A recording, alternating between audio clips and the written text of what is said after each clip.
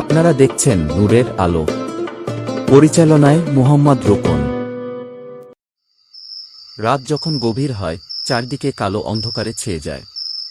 নেমে আসে নীরব নিস্তব্ধতা। বনের পশুপাখিরাও ঘুমের কোলে ঢলে পড়ে। আত্মীয়স্বজন, বন্ধুবান্ধব সবাই নিজেদের ঘরের দরজা বন্ধ করে দেয়। মহান রাব্বুল আলামিন তখন তার প্রিয় বান্দাদের জন্য রহমতের দুয়ার উন্মুক্ত করে দেন। রাতের ইবাদত ও দোয়া আল্লাহর কাছে অনেক মর্যাদা ও সম্মানের। রাতের দোয়া ও ইবাদতে তাওহীদের সাক্ষ্য দিয়ে মহান আল্লাহর কাছে দোয়া করলে সে দোয়া আল্লাহ তাআলা ফেরত দেন না। বান্দার সব দোয়া আল্লাহ তাআলা কবুল করে নেন। হাদিসে এসেছে, রাসূলুল্লাহ সাল্লাল্লাহু আলাইহি ওয়াসাল্লাম বলেছেন, যখন তোমাদের কেউ রাতে জেগে আল্লাহর কাছে দোয়া করে, আল্লাহ তাআলা তার দোয়া কবুল করেন। আর যদি ওই ব্যক্তি ওযু করে এবং নামাজ আদায় করে তবে সে নামাজও কবুল করা হয়। বুখারী মিশকাত হাদিস। দোয়াটি হচ্ছে, লা ইলাহা ইল্লাল্লাহু ওয়াহদাহু লা শারিকা লাহু, লাহুল মুলকু ওয়া লাহুল হামদু ওয়া হুয়া আলা কুল্লি শাইইন কাদির।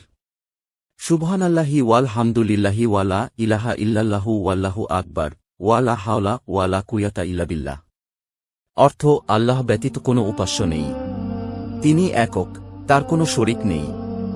তার জন্যই সকল রাজত্ব ও তার জন্যই সকল প্রশংসা, এবং তিনিই সকল কিছুর উপরে ক্ষমতাশালী। মহাপবিত্র আল্লাহ। সকল প্রশংসা আল্লাহর জন্য। আল্লাহ ব্যতীত কোনো উপাস্য নেই। আল্লাহ সবার চেয়ে বড়। নেই কোনো ক্ষমতা, নেই কোনো শক্তি আল্লাহ ব্যতীত।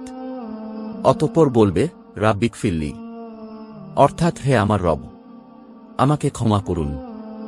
প্রিয় দর্শক, নিয়মিত রাতে ঘুম থেকে উঠে ওযু করে পবিত্র হয়ে নামাজ আদায় করার পর 2 হাত তুলে কেঁদে কেঁদে আল্লাহর কাছে চাইবেন, দোয়া করবেন, নিশ্চয়ই আল্লাহ আপনার দোয়া কবুল করবেন। আল্লাহ তাআলা সকল মুসলিম উম্মাহকে রাতে জেগে উঠে এই দোয়ার মাধ্যমে প্রার্থনা করার তৌফিক দান করুন। আমিন। প্রিয় দর্শক মণ্ডলী, সময় হয়েছে বিদায় নেবার। এতক্ষণ নূরের আলোর সঙ্গে থাকার জন্য অসংখ্য ধন্যবাদ। সবাই ভালো থাকবেন, সুস্থ থাকবেন।